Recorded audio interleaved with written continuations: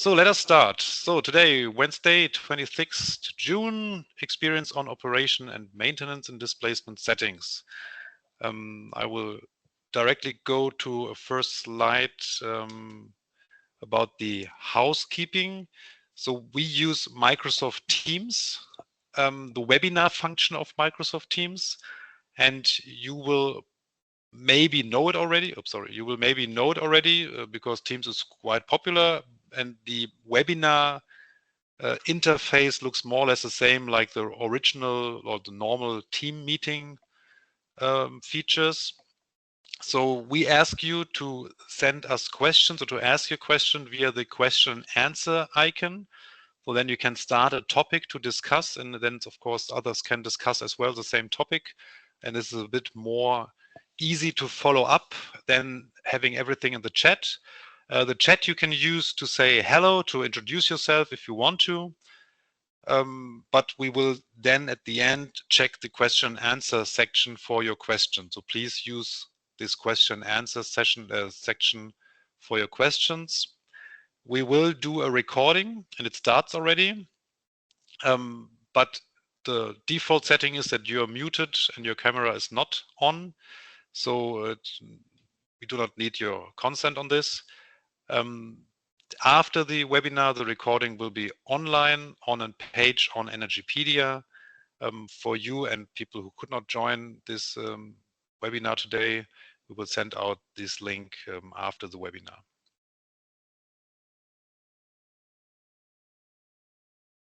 Okay, so this is the agenda for today. Though my name is Robert Heine, I work for Energypedia. It's a non-profit platform, and we run this energypedia.info platform for knowledge sharing in the energy sector. And this is also why we have this webinar and other webinars, which was also organized by GIZ, ESDS before. They're all documented on Energypedia. And yeah, we will share the links later on. So let me just check if the participants looks good. So now I will hand over to Lucas. He will introduce into the topic. And as you can see on the agenda, afterwards there will be Thomas Ernst Gross from UNHCR. Then we will have Rolex and Japes from GIZ Uganda and Kenya. And last but not least, Douglas from Renuvia Solar Africa. But now the floor is yours, Lucas. Thank you very much, Robert.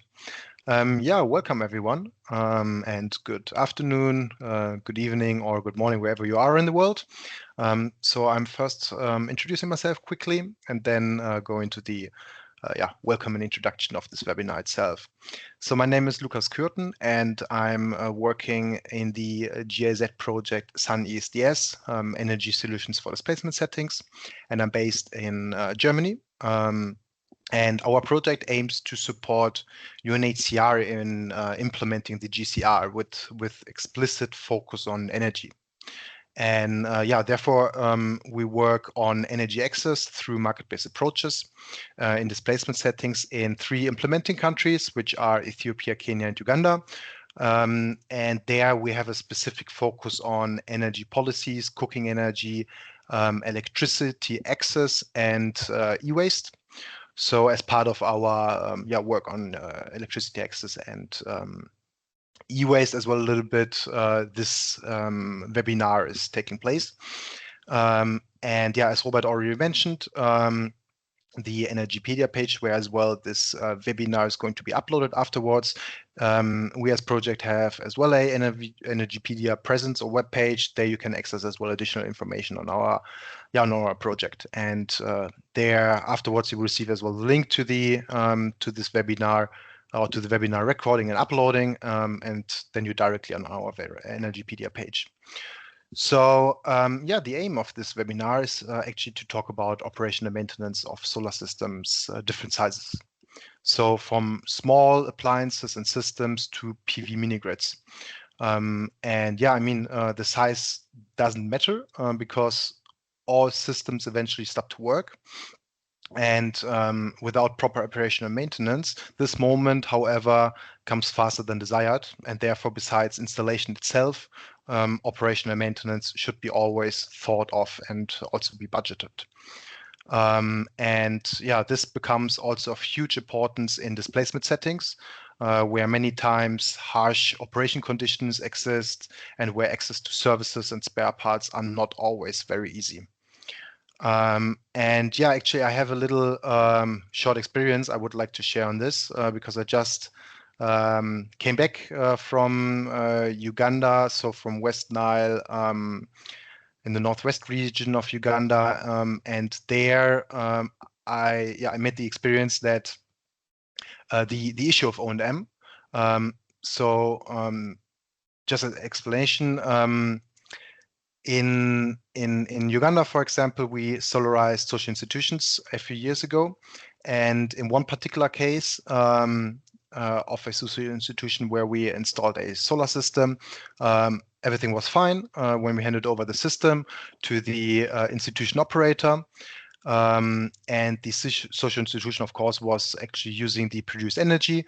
The system also was designed in a way that it's a little bit oversized so that in future additional appliances, electric and electronic equipment can be as well bought, installed, and then as well supplied with energy through the system.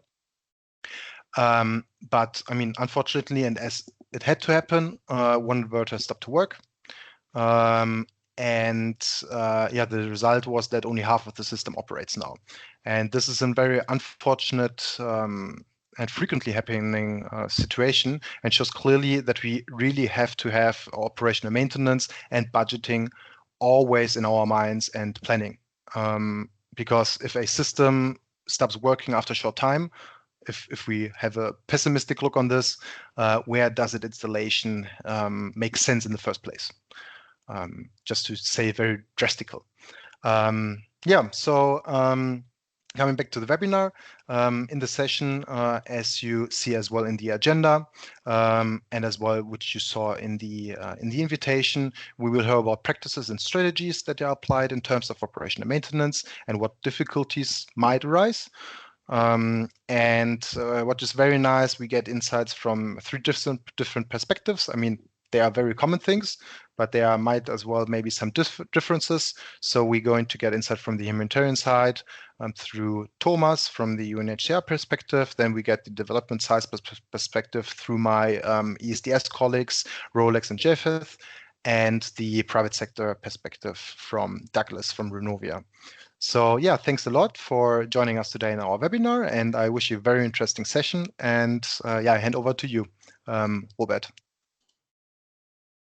Yeah, thank you, Tom. Luca, sorry. So the next is Thomas.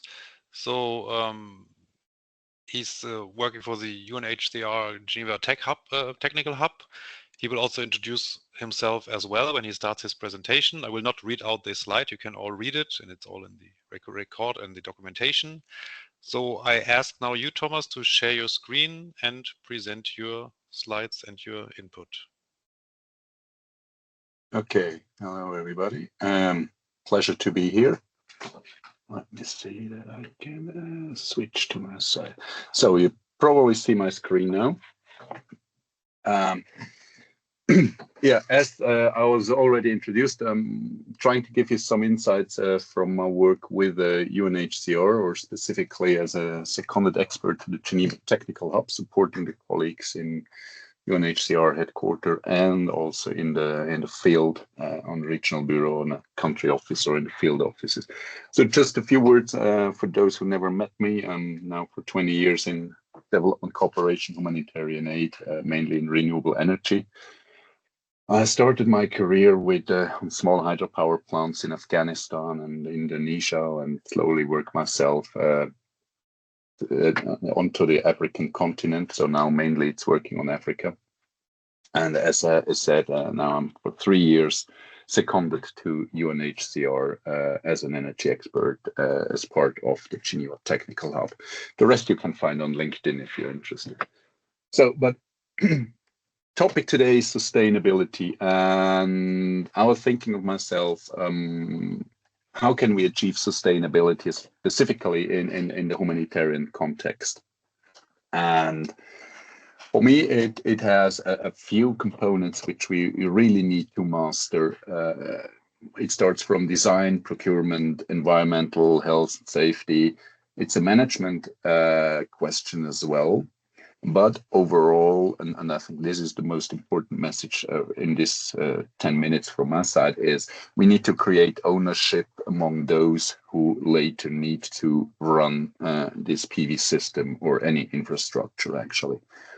So it's all about ownership, but as this will be a bit short, I still go into a few other topics and try to give you some insights, at least what I experienced in the past 20-something years. So as said, and this is something I've seen in many, many projects across many countries, many operations, many organizations. So it's not purely UNHCR and it's not humanitarian aid, it's also development cooperation. It starts with the design. If you have a decent design, if you invest in a proper design at the very beginning, proper site location, do the right specification for the context and not just take the standard design and copy paste it, then you most probably lay a very solid foundation for a long lasting project. When we talk of context, in combination with PV system, what I see most is that it is not really adapted to environmental conditions. Be it PV systems somewhere in sub-Saharan Africa, where you have batteries and the other equipment just exposed to 50 plus degrees Celsius, a lot of dust, a lot of humidity, but as well hydropower plants in Indonesia being exposed to almost 100% of humidity. These components normally are not made for such conditions, and therefore we really need to already in the design stage consider the environment. Theft and vandalism, there are some solutions we can do to minimize theft. And the third thing, which I also see in many kind of mini or microgrids, or even if you have a PV system for a compound, or if you have a small hydropower plant for a small village, is load balancing. You have a three-phase system connecting different buildings, different consumers, and these three loads are not balanced. And this very often causes a failure of component, be it in the PV system or other energy components. Services during liability period, this is also something which we more and more look into in UNHCR. So not just have a supplier who installs a system, but we really kind of want to have additional service during the first 2 years of operation, so that also the people who then need to operate and create this ownership have the chance to learn from the experts, to have this guidance and supporting services from the supplier during the first 2 years, which increases their capacity and therefore fosters their ownership for the installation. When it comes on in environmental health and safety, there is just two things, and for this we could fill up a whole afternoon, is e-waste and recycling. And in PV system, probably the weakest components are the batteries, and there I think we all need to make sure that we have somehow this circular economy approach when it comes to PV or renewable energy components. So there we really need to think of how can we find solution or bring them back into the cycle, and not just have somewhere a pile of batteries or other components just waiting to be exposed, or people trying to recycle them in a non-skilled way. So there, I think if we have the appropriate solution here, again, also adapt our system to the environmental and ambient conditions, then we have also less faulty systems, and then we have less e-waste to recycle. Lighting protection, you see on the map on the right, we work a lot in Africa. In Africa, we have a lot of lighting. So this is kind of a combination of environmental impact and health and safety of our operators, but I'm not going into details on this. And finally, it's on management. It's a management responsibility to create ownership among our organization. If everyone in an organization knows what is his responsibility, what he has to do, what are the tasks, etc., if it's clear how inspections is done, if resources are available, then we can create ownership, because people then are happy to work with, and when they know what to do and how to do it.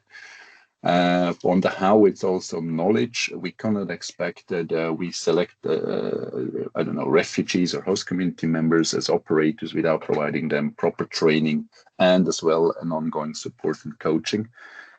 This is true in any condition, be it humanitarian aid or development cooperation. We really need to facilitate knowledge, and leadership is key.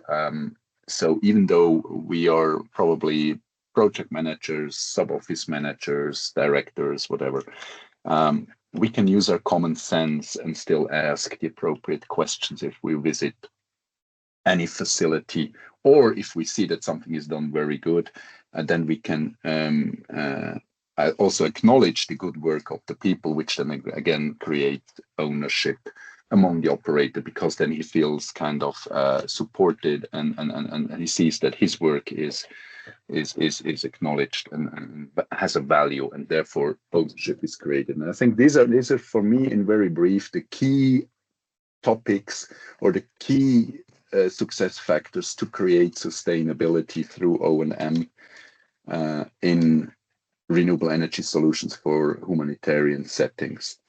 On UNHCR, what we also try to do from headquarters, yes, we have the Geneva Technical Hub trying to provide support to the field, to colleagues actually on every level within the organization, working in energy and also other topics.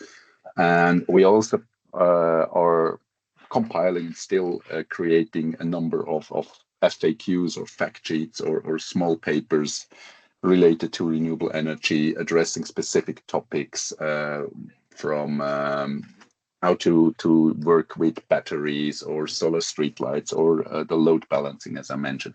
So we really try to give on an easy access information to the people and provide support on a daily basis. Yeah, I have no clue how much time I took, but probably my 10 minutes are over. Back to you. Yeah, thank you, Thomas. You were perfect in time. You just took 8 minutes and 40 seconds. Yeah, thank you for this. So we have more time maybe for question and answer at the end. So as I mentioned to all of you, if you have questions right now, please use this question and answer session with this question mark icon. And I will also share my screen again, but I have to always select things here. It makes it a bit clicksome. So now I'm sharing the screen. So thank you, Thomas. And we directly jump to our next speaker. We will start now with the presentation from GIZ Uganda in Kenya. We start with Uganda with Rolex Musheka. He's the technical advisor at the GIZ Uganda, and he's an energy expert, of course. And I will now ask you to also share your screen with your presentation and to switch on your camera. And please introduce yourself a little bit and then start your presentation. And as I said before this webinar, you will join this session now with your colleague from Kenya. So please try to finish it in 5 to 6 minutes. Okay, now over to you, Rolex. Thank you. Thank you, Robert. Good. Hello, everyone. My name is Rolex Mucheka, working as an energy advisor in GIZ Uganda. So today I'm very happy really to present to you about our experiences on operation and maintenance, specifically for under the energy solutions for displacement setting in Uganda.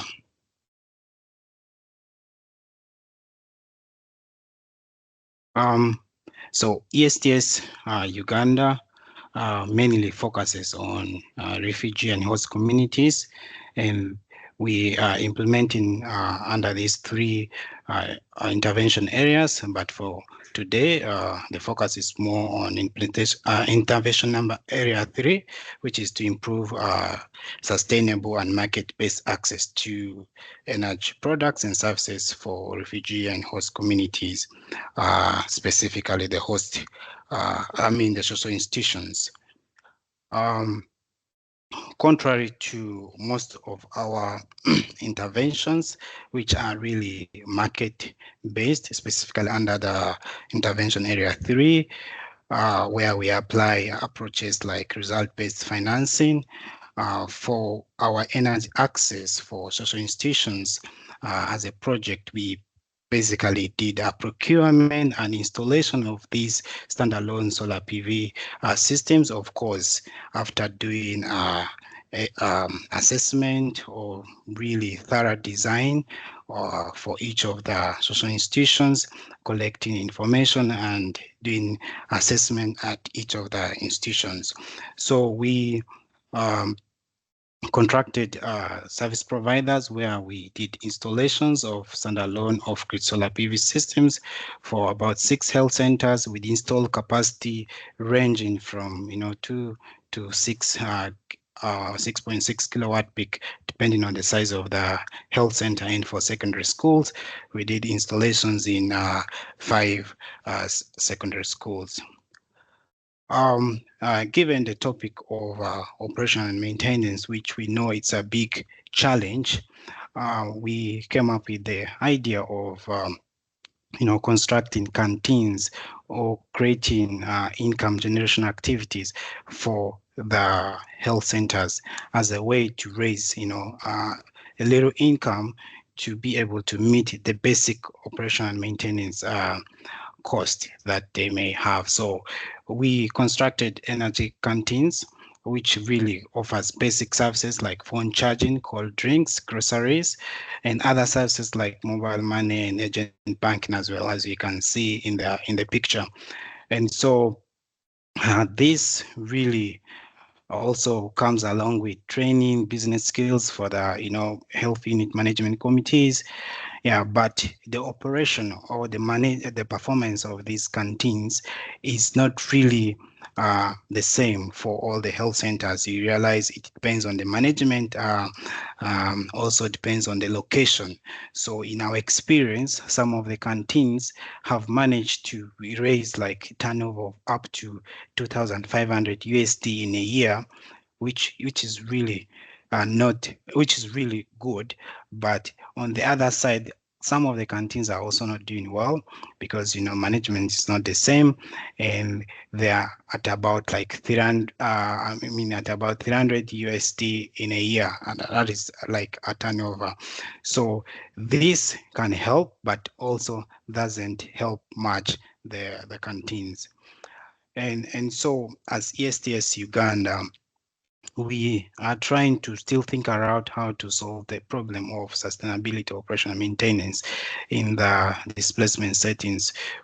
We plan to do a pilot operation and maintenance service-based model, but this has been informed by a feasibility study that we did. And from this study we carried out, we really identified many issues. Some of these include there are several, small systems, solar PV systems installed in just one institution. Say in this case for 11 institutions, we have like close to 30 separate solar systems installed, and these hardly have they hardly have any 1A modules attached to them, apart from the canteens that we in the case of the health centers. But also most of them are really ad hoc kind of preventive ad hoc maintenance models. And also one of the biggest or serious challenge also is lack of planning and budgeting for 1M. Most of the stakeholders or organizations just kind of install the system and dump. And stakeholders also implementing partners in the displacement settings are also struggling funding as well, given the situations around the world. And for our public institutions which are in this displacement setting, they are really struggling because sometimes it's difficult for the potential budgeting to be achieved in practice. And also most public facilities are not allowed to really earn income or engage in income generating activities, except where like ordinances are passed for our case of the health centers.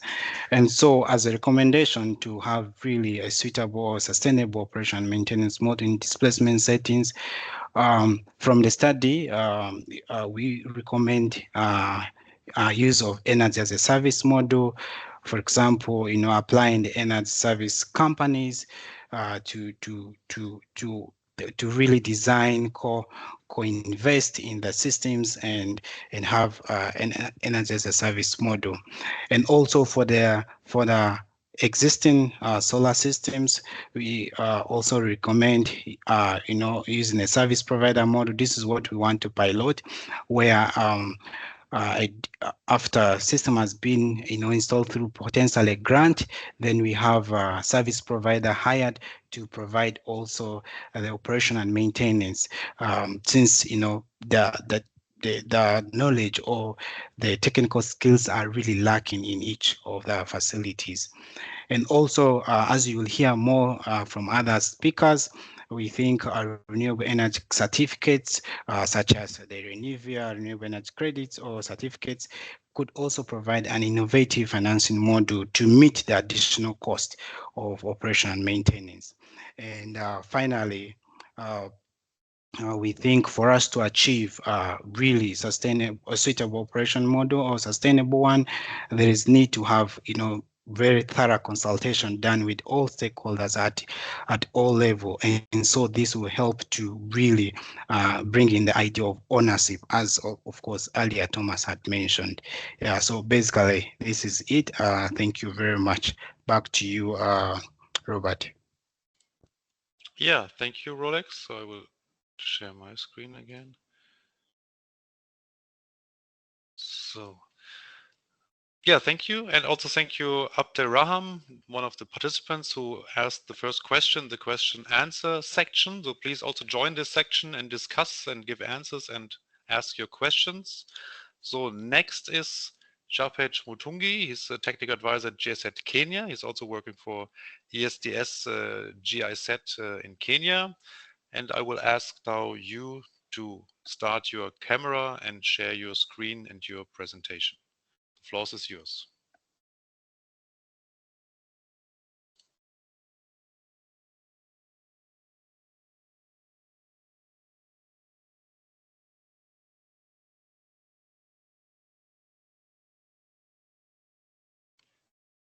If you face challenges, I have your presentation as, okay, perfect. There is a presentation. Good, then presentation mode.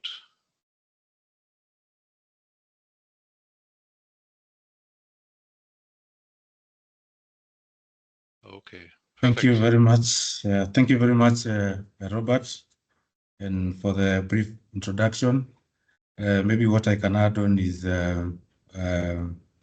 my background is in mechanical engineering with a bias in energy generation and maintenance, and not management, that is. As you mentioned, I work for GIZ Kenya, and basically in GIZ Kenya, we've adopted a slightly different model, and part of our intervention is in the displacement settings is supporting the private sector to provide energy access through construction of mini grids. And of course, we have other intervention areas, just like the case in Uganda, where we support in policy, capacity building and coordination, support to the local government, which hosts refugees. And we also have another intervention area where we basically support the UNHCR in bringing their infrastructure, basically their site offices which basically means they are transitioning from fossil-based energy sources to renewable energy sources. Yeah, so basically, I might start by mentioning or defining what a mini-grid is for the sake of our listeners. So basically, a mini-grid is a small-scale electricity generation and distribution system that operates independent from the mainstream grid. And from a consumer perspective, it's basically an energy as a service, because the infrastructure, energy generation and distribution infrastructure is owned by the mini-grid operator, but then the consumer only buys power and pays for the amount that they use, probably maybe in a day or in a given period of time.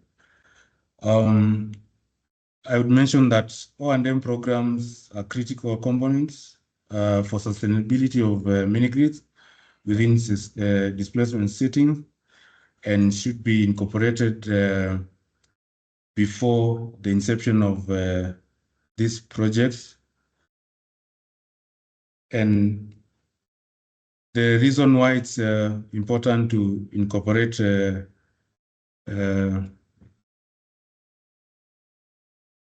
the reason why it's important to incorporate O&M programs way before the mini-grids can start is they guarantee performance above the projected production rate and cost over time. And the typical period for a mini-grid or lifespan is between 20 to 25 years, especially when you're considering solar as the energy source. And best practices in O&M recommend maximum performance at minimal cost as a perfect scenario for optimal mini-grid operation.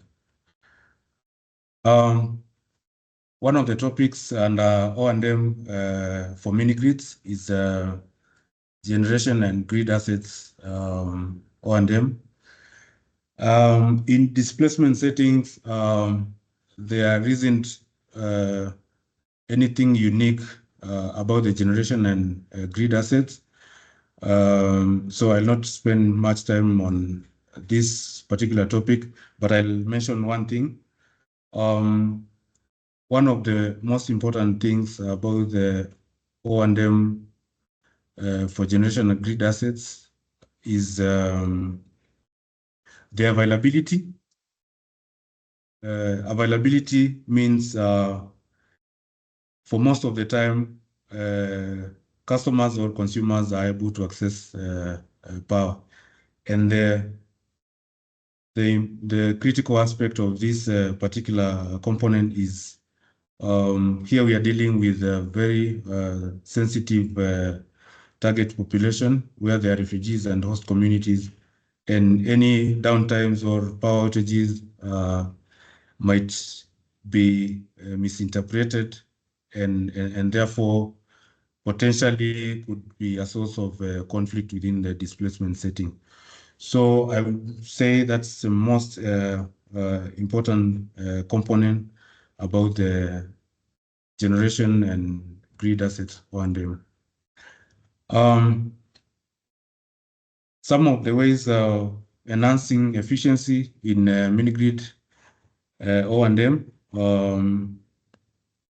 is adoption of automation technologies and remote monitoring technologies to minimize human involvement. But then within the displacement settings, what we've noted is the operators have to strike a balance between automating their systems and also creating opportunities for the host communities as well as refugees, which is a critical aspect in inclusion and ownership of these mini-grid projects. So balancing between automation and creating opportunities for the host communities and the refugees is quite critical. The other topic under mini-grid O&M is community engagement. And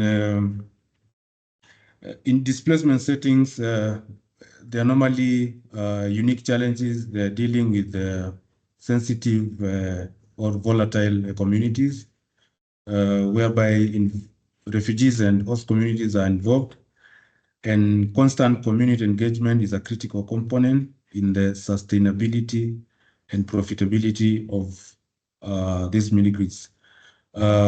Remember, the mini-grids are beneficial to the host community and refugees, but as well, the mini-grid operators have to recoup their investment.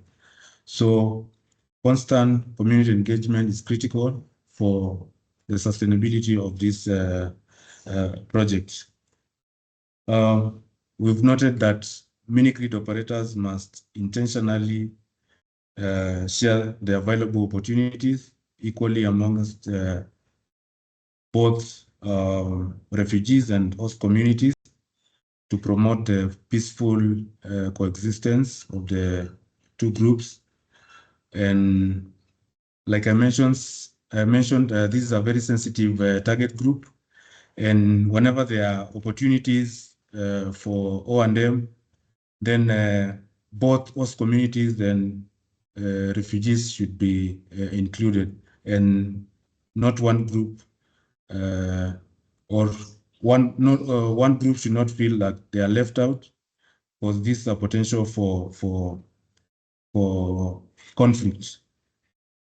And some of the opportunities that are available within the mini-grid operation and maintenance settings are positions for technicians, site managers, agents for customer service, as well as casual laborers. Travis, I'm sorry, you have to come to an end, please. All right, thank you very much for the reminder. And lastly, the other topic is on skills gaps and capacity building in mini-grid O&M. And basically, one of the things that we noted is there's over the years, there's a lot of emphasis on O&M training from the perspective of just the generation and distribution side of mini-grid, at the expense of other critical aspects like customer management, metering, demand stimulation for productive use of energy, and so on. With the help of partners, and mini-grid operators are slowly beginning to adopt an holistic approach to capacity building for mini-grid O&M. Where possible, there's the need to involve or to capacity build the locals, where refugees and host communities are trained on the basics of O&M for mini-grids, so that they can feel part and parcel of these mini-grid projects. Okay, so then finally, just one more sentence. Okay, one more sentence. Yeah, regular capacity needs assessments to identify skill gaps for purposes of targeting training is critical to running the efficient O&M program. Thank you very much. Okay, yeah, thank you. And I see that there are a lot of questions right now in the question answer section, and people already commenting on it or give maybe answers. So please all feel free to also use your time to interact in this section and give answers to the colleagues' questions. And now I hand over. Why is not my screen shown now?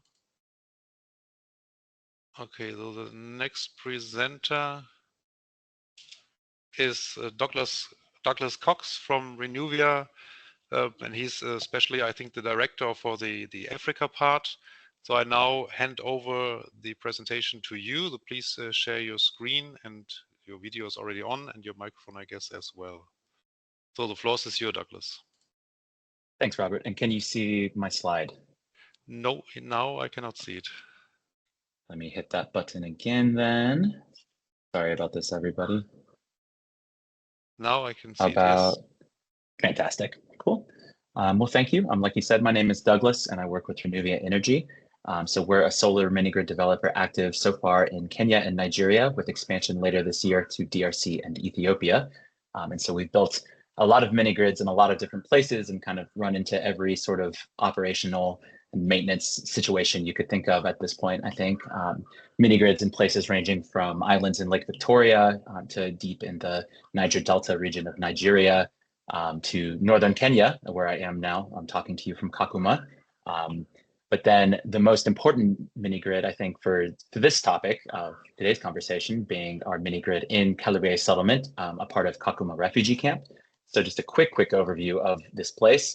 Kakuma refugee camp was started in 1992 as a combination of previously existing refugee camps throughout Kenya, and then expanded in 2015 with the addition of Kalibeye settlement.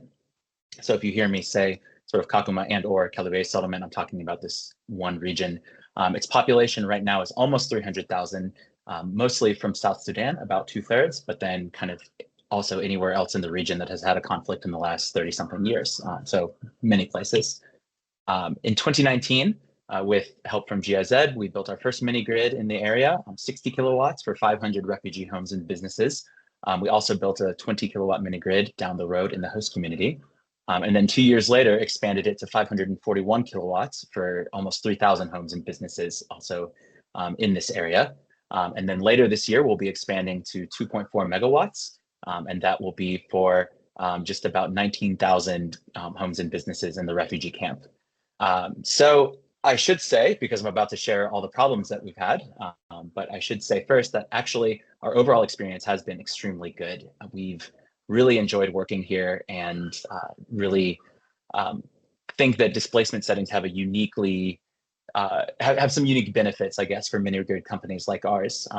That we're used to remote places and we're used to challenging circumstances, but having this many people in one place and really even this many people from all walks of life in one place presents a lot more opportunities than it does challenges. So as I go through the next few slides, don't get me wrong, I will be making some sort of complaints about the struggles that we've faced, but overall, this has been a fantastic experience, and we're really happy to be here and to be working here and expanding even more. I'll start with a few environmental challenges, you could say. Like was said earlier, refugee camps are usually located in kind of rough places, more or less by design by national governments. And I can very much say that Kakuma is where generators come to die. If you ever get the chance to visit the UNHCR compound here specifically, you can see a graveyard of what looks like dozens of dead generators. And it's just, kind of sad. It doesn't seem like this is part of the clean energy transition. It just seems like everybody's backup generators just struggle with all the dust and sand and all of this. And so something we've learned over time is all major work, I should say at least, done on generators needs to be done by generator manufacturers, or at least the original providers. And then also just that generators always need to be oversized relative to the loads, much more than you would think. And of course, this does come with a negative trade-off for fuel economy, but that's kind of just the way it has to be unless you want to buy another generator 2 years down the road, like we did at first. Another environmental issue is that often refugee camps are located in places that people weren't already living. This could be for a variety of reasons, but at least in a few cases in the region, just bad, or no, I shouldn't say bad, but just kind of uncontrollable water management being a feature of these plots of land.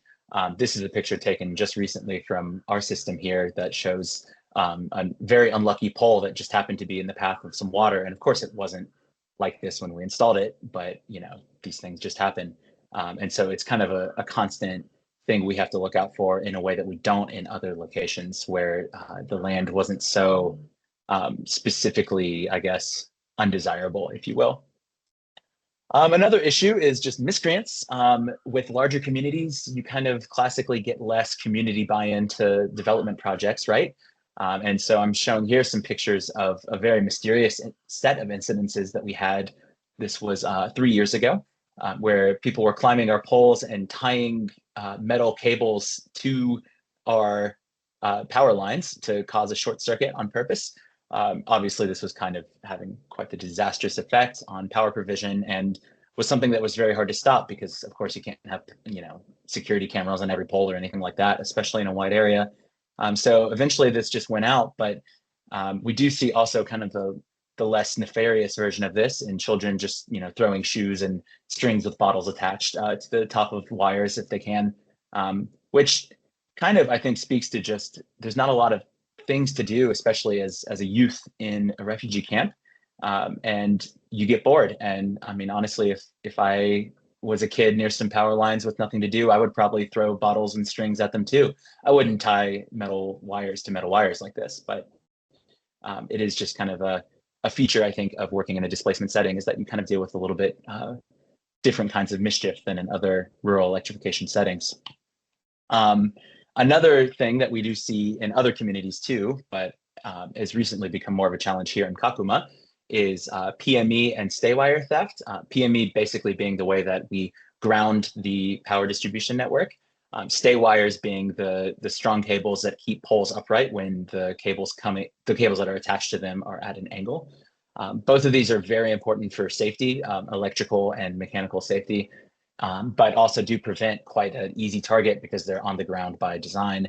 And so anyone wanting to buy the scrap metal, or I should say to steal the scrap metal than to sell it, has an easy time of it. And again, this is just something it's hard to get around and hard to prevent. And community engagement is really the only way, but of course that can't prevent everybody. And then a final thing, and I probably should have prefaced with the fact that I would get into the very specifics of the challenges we've dealt with. So here is the most specific one. Large customers exist in much greater numbers in refugee camps than in other mini grids that we've built and operate. This is probably just because it's a larger community and so people can build larger businesses here than in your average very remote rural village, but also because while most refugees are fleeing from situations of great misfortune, some of them at least did have some economic ability before they left due to conflict. And so some of them do bring business with them or start new businesses when they arrive. And this leads often to a situation where, and again, sorry for the very specific, but here we are. Inrush current for devices that they purchase are often too big for the prepaid meters that we provide. So we use Spark Meter, which has a max current of 60 amps on their prepaid meters. There's a postpaid version that basically doesn't allow you to shut off power, and that therefore makes it kind of by default a postpaid situation. So basically what this leads to is that we often have customers whose meters are shutting the power off to protect themselves simply because they're using machinery or motors, something like that, that's just too big. There's not very many good solutions to this, and I'm probably complaining to the wrong audience, but any would-be, refugee camp electrifiers out there just should know that this is kind of an issue and not one that's easy to solve. I'll just close with two other thoughts that were inspired by what Thomas was saying earlier. One, I think I've looked at a lot of failed solar systems in these contexts myself and done a lot of sort of pro bono work just to try to get things back up and running. And the most common thing that I've seen is that people don't set up solar systems with the correct battery settings. Again, this is very specific, but when you buy batteries, you have to read their data sheets to know what voltages their specific chemistry that the manufacturer made them with is designed for. And basically, every failed solar system I've ever seen has just used default battery settings because the technicians who did the installation did not know how to do that and weren't really familiar with the idea of different voltages for absorption versus float charging and things like that. So I think whether you're a technician, an installer, or you're a system owner or the donor, I think this is something, just an area that the world hasn't quite caught up to the reality of yet, that battery settings are quite important. And if you get those right, your batteries will last a lot longer. So with that, I'll pass the microphone back over. Thank you very much. Yeah, thank you, Douglas, for your presentation. Though I would ask now all presenters to switch on their camera because I will not share a slide right now. And I saw that there are some questions already in this question answer section. So though I also asked, because I wasn't really following all the questions coming in, so maybe I would ask Lucas, because he screened the chat and the questions. And also you as a presenter, if you see some questions where you think you're the right person to answer, just go for it. I will also switch now to the question and answer session, but I think I cannot share it. So I cannot really share the question that everybody can see it, but you all have access to this section. So Lucas, is there any question where you would like to start with? Or to you speakers, is there any? Yeah, we can start actually with the most recent one. Would be rather to Rolex. So it's the question for Livia. About the energy canteen. What is the management structure, and also how did you approach the potential risk of having such a facility within the health center premises? So thank you very much for your question. For the health center canteens, the management structure is basically the health unit management committee. So in Uganda, for every health center or public health center, there's always a health unit management committee. These oversee the overall operation of the health center. This include the health center in charge and all the staff working there, and budgeting and everything that has to do with the health center. So for these canteens, we also place them in the management of the canteens under these health unit management committees. So, and we supported them with business skills and managing their records and everything. So whenever when the canteens are doing well and there is an issue with their solar system, then some of the profit, of course, then can be used to meet the O&M fault, or could be like basic, buying a bulb that has just blown off, or it could also be as big as, buying an inverter that has, gotten an issue, so that needs to be replaced. So basically, that is how they're managed. And also for the risk, I think the canteens are actually placed inside the premises of the health centers. And if you can see right from the beginning, we designed these systems also with a little bit of they were a little bit over design, so to cater for the extra loads from the canteens. So basically, there are also like security provided by the health centers. So I think there's really less risk. The only challenge is when the health unit management committee are weak and they fail to own the management of the health center, and then the canteens will not really perform as expected. Yeah. Okay. Yeah, thank you. So I would maybe ask also the speakers, if there's a question they would like to answer, then just unmute yourself and go forward. I think we will not manage we have 3 minutes left until it's like 3 o'clock here, but we also plan that there will be maybe a 10-minute buffer at the end for question answer. So please go ahead. So Douglas or Japanese, if you have find, or Thomas, if there's a question you feel interesting or you would like to answer, just go ahead.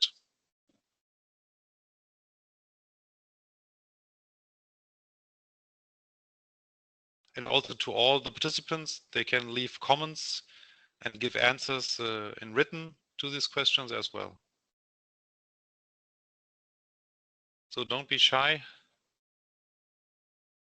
Anyone who wants to answer one of these questions? I mean, if there's not a specific one, I would like to ask a question to all of you, because all of you were talking about different O&M measures.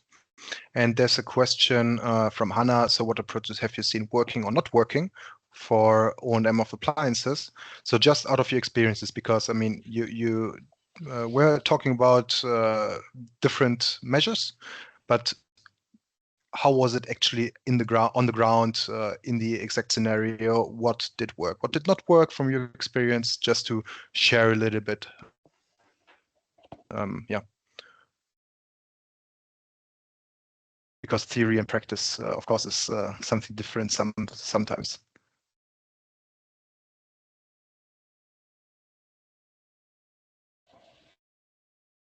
I can say what did work is that we've hired and trained and retained a few refugee technicians who keep our system working and then also respond to any customer complaints. And that's gone quite well for us. I think that might be unique to our situation, that we are, running and operating the system, and it's large enough that it's worth having staff dedicated to. But I think that could also be applied to a lot of displacement settings where there are actually a large number of potential technicians actually available. Yeah, I like actually Douglas' statement. It is really, you need to have people who are on one hand willing and capable to do it, to do this O&M. So this requires training, as you said. But I think in addition, these trained operators, technician, whatever, they also need to have the resources to do so. So it starts from, I don't know, access to basic tools, to spare parts, whatever. Otherwise, you really kind of get quickly frustrated if you would know what to do because you got the knowledge but not the resources for it. So it's really, I think we need also to look into the institutional setup of such a system, especially if we think of that a project might come to an end, and then probably the implementing organization is bailing out of the context. And then we need to have a system in place where the such a PV system or a mini grid is really self-sustaining, be it that there is a tariff system, somebody's paying for O&M, etc. And that the people again have their ownership and they have the ability to do something, and then you can do it. Yeah. Over to you. Yeah, then maybe, because as I said, we cannot answer all the questions, but there's also like the one question that always comes with the cost. So can you give a price tag on what is the cost for maintenance per kilowatt installed per year? Is there a rough estimate, or is it the right unit cost per kilowatt for maintenance? Did you do any calculation on this? I think it's a good starting place, the unit, but it's so nonlinear that it wouldn't quite, it wouldn't scale past probably a few tens of kilowatts. So that's quite difficult to estimate, I would say. Certainly what we're doing for our 0.5 megawatt is going to be a lot different from, a health post or something like that. So off the top of my head, I don't have a great number for that. Sorry. Yeah, maybe if I could jump in a little bit, like for our for our systems, I think we solarize 11 institutions. Of course, they are with various sizes, as you saw from my slides. Some very small, like 2 kilowatt, others like around 6.6. And if you sum this all up and looking at, what needs to be done, basic 1M services, like, doing preventive checks and routine maintenance services, and to have someone hired there to do this work, it would need about 5,000 USD in a year to do that. So and also for the replacement of key components like batteries and inverters, this would need like 100,000 USD in like 10 years. So this like the rough calculation that we are able to do for the 11 institutions that we solarized.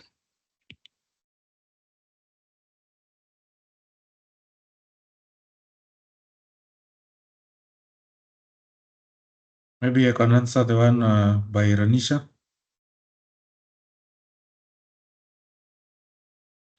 Okay, yeah, thank you. Yeah, so she's asking whether there are any good examples of O&M practices that we could share and make them successful. So basically, I would say it really depends on the kind of solar or power plant that you're dealing with. The O&M practices for mini-grids are totally different from, let's say, if you have a captive solar power plant for a specific institution. For mini-grids, it's more comprehensive. There are several documentations of best practices, but I would say they are not comprehensive enough to cover all the aspects of O&M. But you'll find documentation on, let's say, power generations and distribution, but then it leaves out the customer side of things and the regulatory framework and all that. So yes, there are various documentation that are available for different solar solutions.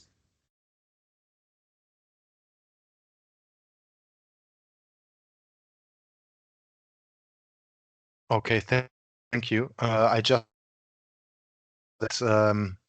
well, got kicked out, so I'm just taking over.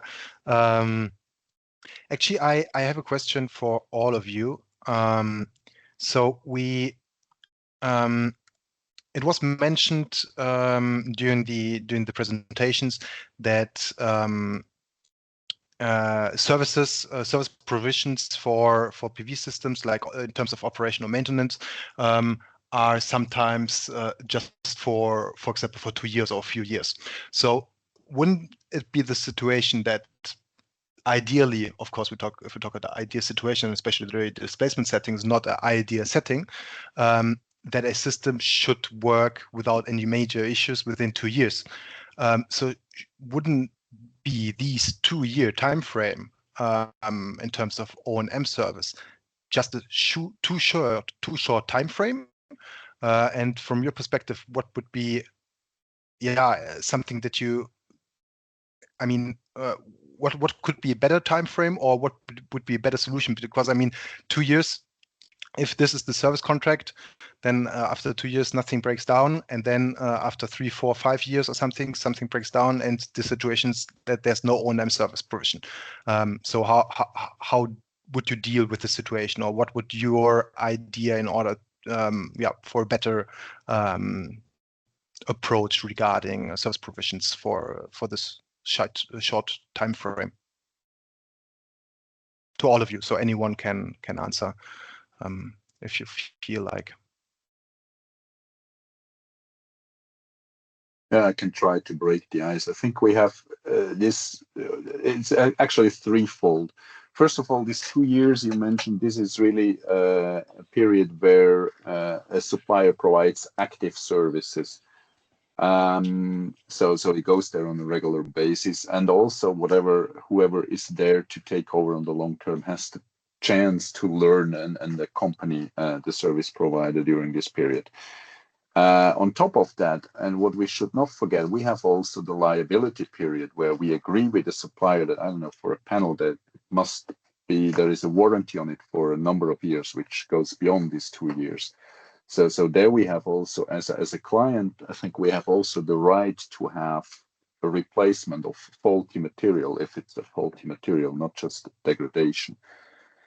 And I think the third thing is that we either can extend the service period or use this 2 period to really build the capacity, as Douglas mentioned, build the capacity to do O&M by the people being on site, but on top of this, probably come up with agreements with the supplier, for example, for spare parts. You cannot stockpile inverter or batteries just for the next couple of years. So, but they need to be available in a reasonable amount of time. And there we probably can also introduce some new performance indicator with the suppliers saying that if I need batteries or if I need a new inverter, it needs to be delivered, let's say, at least to the capital, because in some cases the location itself is prone to on the logistics axis, so that's probably outside of the scope of the supplier, but at least we can say whenever I order an inverter, within 5 or 10 days this inverter must arrive in the capital in our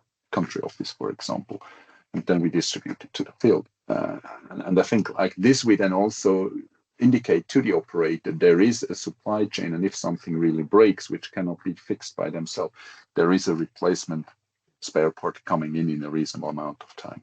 So it's about these three dimensions we need to look at. Probably some other ideas. Yeah, thanks a lot, Thomas. Someone else would like to share their thoughts on this. Maybe I can add something.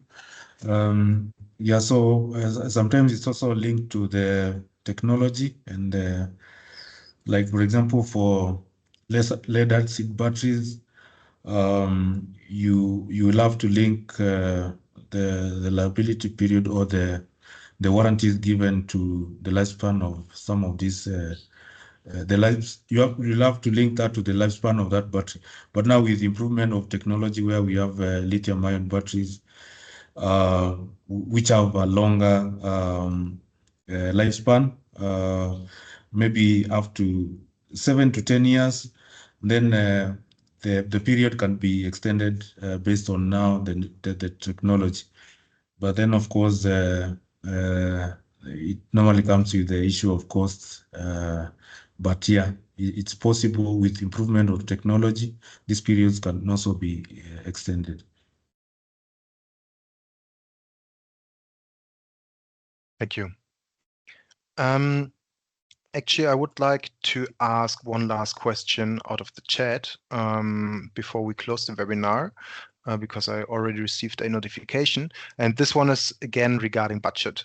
I just read it out loud. I mean, just give us an impression on what you think about this, and if this can be actually answered. I'm not 100% sure, but yeah, would be nice to get some insights. So on budgeting the O&M costs, what are the recommended arrangements from your experience?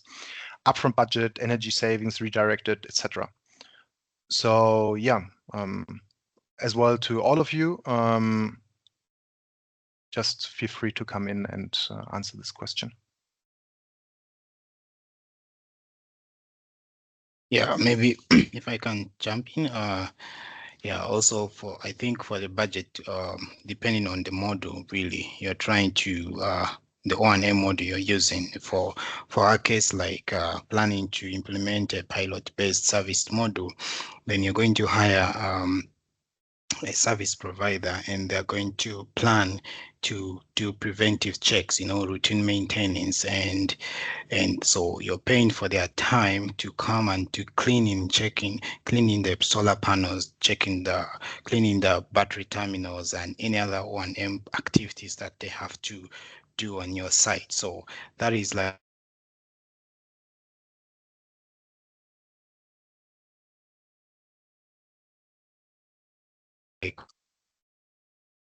during implementation. And also then there are costs related to replacements, like replacement of batteries, maybe like if it is lead acid batteries, which will probably last for 5 to 7 years, then you need to think of this cost really early enough to save towards it, or to budget for it when that time comes. Like replacements could be done as well around that time. So I think briefly that's how I could answer that question. Maybe someone wants to add.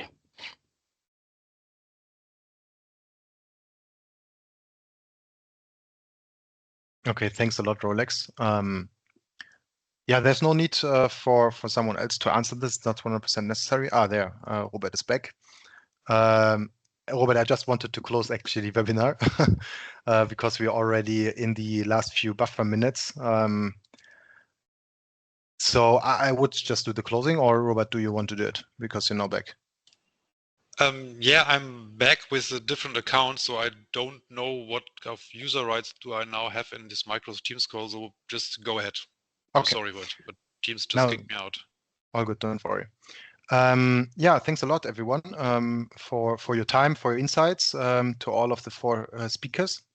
I really appreciate that you shared your knowledge and especially as well experience on this. To all audience and all participants of this webinar, yeah, there's a slide. Thank you, Robert. So please feel free to send feedback on this webinar either in the chat here or on the to the email address. And also the webinar documentation and the webinar recording and a dedicated article page will be online on Energypedia. I think it's already accessible, so you can already find some minor information on it, but yeah, in a few days as well, the recording of this webinar. And yeah, so you can watch it if you want to watch it again. Thanks a lot, everyone, for taking the time to join us. Again, thanks a lot to the 4 speakers. Yeah, I wish you a very good afternoon, evening, morning, day, whatever is in your case. And I hope we see each other again, yeah, soon. Thanks a lot.